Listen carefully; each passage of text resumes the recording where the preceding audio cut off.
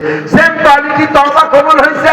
এর প্রমাণ হলো যেই গুনাহ থেকে তওবা করেছেন, যেই গুনাহ থেকে তওবা করেছেন, মরার আগ পর্যন্ত যদি সেই গুনাহ আর কোনোদিন না করেন, সেই গুনাহ আর কোনোদিন না করেন, তাহলে বুঝবেন মালিক আপনার তওবা কবুল করে ফেলাইছে।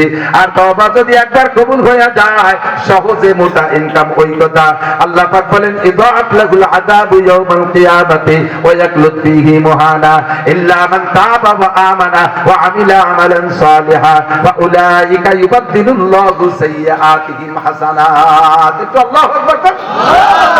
এমন একটা ইনকাম করে ফেলাইছেন, আয়াতের তরজমা যারা বুঝছে তারা বুঝছে, আপনারা বুঝেন নাই বিধায় চুপ করে রয়েছেন।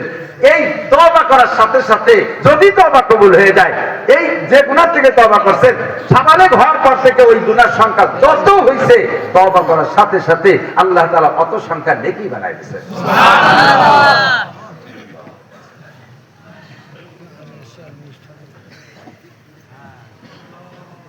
তাহলে আমি গুনাহ পরিহার করে চলবো।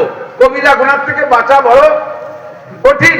গুনার জগতে আল্লাহ পাক বলছেন, ইনতাজতানিবু কাবায়ের, কবিরা গুনাহ ছেড়ে দাও, নুকাফির আনকুম সাইয়্যাতিকুম, সগীরা গুনাহ maaf করে দেব।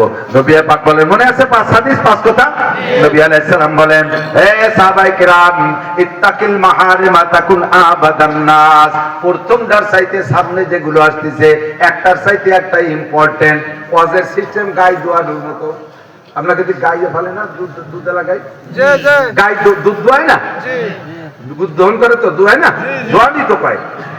এই দুধ দোয়ানোর নিয়ম কি? যাই এই বান ধরে টান শুরু হয়, আগে বাছুর দিয়ে চাকায় বানাতে হয় না, বাছুর দিয়ে চাকায় বানালে ফোন করে যায়, এরপরে টান দিলে দুধ পড়ে। আর বাছুরের বাদ দিয়ে যাইয়ে যদি বান ধরে টান শুরু হয়, ওই রক্ত বেড়ে মানে বান ছিঁড়িয়ে যাবে, দুধ দেবে না। ওদেরও সিস্টেম তাই, আস্তে আস্তে শুরুতে একটু বানাই টানাইয়া শেষের দিক যাইয়ে দোয়ানো শুরু করতে হয়। আর যখন দোয়াবা সেই সময় যদি বালতি নিয়ে বাড়ি চলে যায়, তাহলে দুধ বাড়ি যাবে না।